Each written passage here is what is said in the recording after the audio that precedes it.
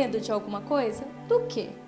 Um mal que atinge não somente as crianças, como também os adultos, é o medo da escuridão. Você tem medo de ficar no escuro?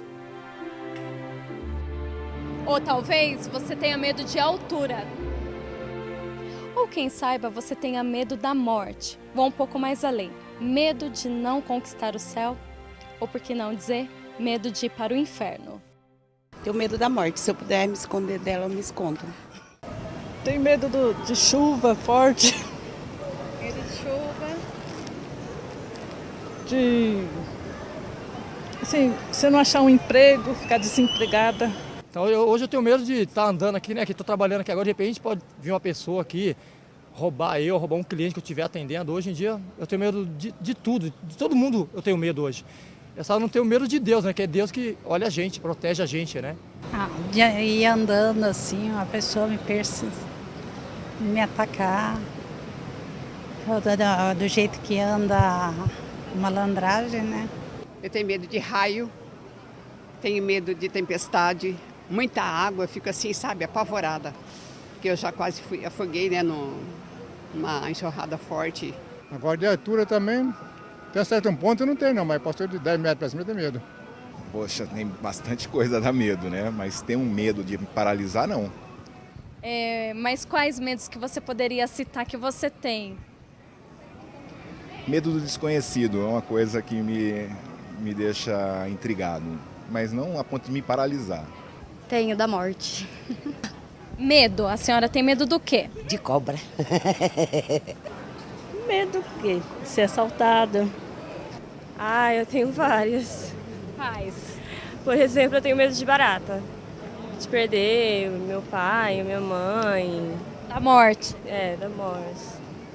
No Evangelho de hoje, sabendo que os seus discípulos sofreriam perseguições, incompreensões, seriam caluniados, seriam presos, Jesus insiste, não temais, não tenhais medo.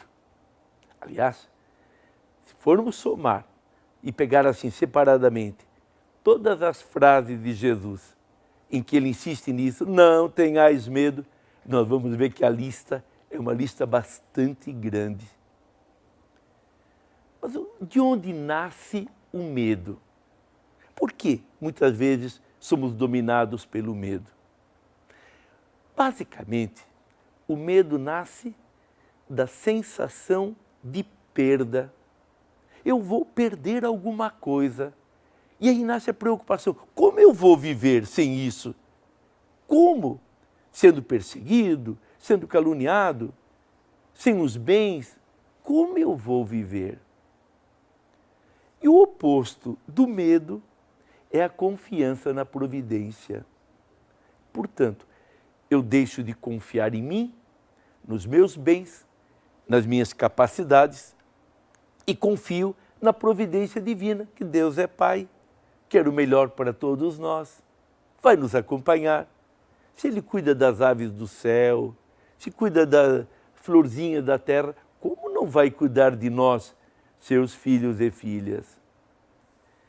Então Deus muitas vezes nos permite passar pela experiência da nossa fragilidade e do medo, não para nos derrotar, não para nos massacrar, mas para nós não nos esquecermos que dependemos de Deus. Não foi isso, não foi essa a experiência dos nossos irmãos lá no deserto, quando várias vezes passaram pelo medo.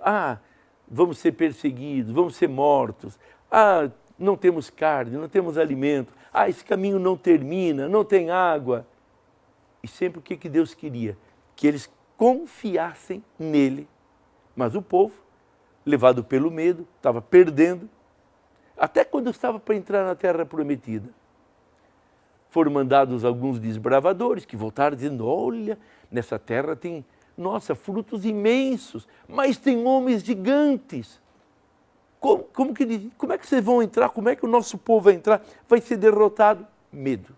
O medo paralisa. O medo é um câncer que corrói as energias da pessoa por dentro. E a pessoa vai se desgastando, nem toma iniciativa porque vai dar errado. Confiança é a palavra-chave do Senhor para nós. Por isso que Ele vai nos dizer, tende confiança, eu venci o mundo.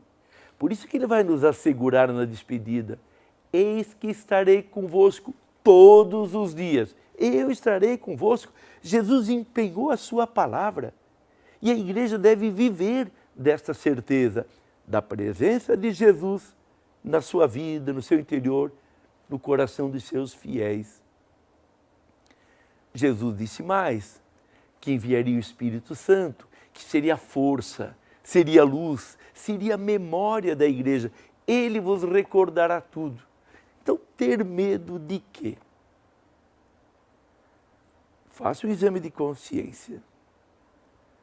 Se a sua vida está sendo paralisada, se você está deixando de tomar iniciativas, se você não consegue dar determinados passos que você sente que Deus está chamando você para isso, por exemplo, para ser padre, para ser religioso ou religiosa, para ser um contemplativo ou uma contemplativa, para ser catequista, para, enfim, quando você sente um apelo para um passo a mais, de maior generosidade, e você se fecha e tem a tendência de recuar, é porque o medo está tomando conta de você.